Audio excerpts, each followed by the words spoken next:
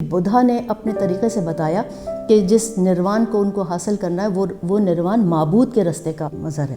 Sweden میں روحانیت اور تصوف کے حوالے سے ڈاکٹر ہنا خراسانی رضوی سے خصوصی گفتگو۔ لوگ یہ سمجھتے ہیں کہ روحانیت جو ہے وہ مشرق سے متصل ہے۔ دیکھیے اردو کاسٹ کے فیس بک پیج پر۔ ہندو مذہب میں ویدانتا، بدھ مذہب میں نروان کا نام دیا جاتا ہے، یہودیت میں قبالہ کہا جاتا ہے، اسلام میں اس کو تصوف اور عرفان کے نام سے جانا جاتا ہے۔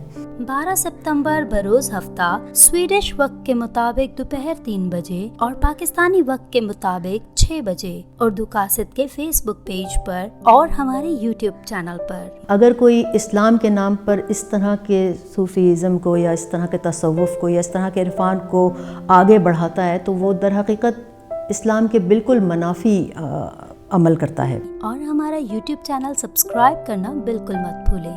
جیسے جدید معاشرے میں جہاں منطق و دلائل کے ماننے والے زیادہ ہیں، اس جدید معاشرے میں بھی روحانیت کے حامل افراد نظر آتے ہیں۔ مزید معلومات اور لیٹسٹ اپڈیٹس کے لیے وزٹ کریں ہماری ویب سائٹ www.urdukasset.sc۔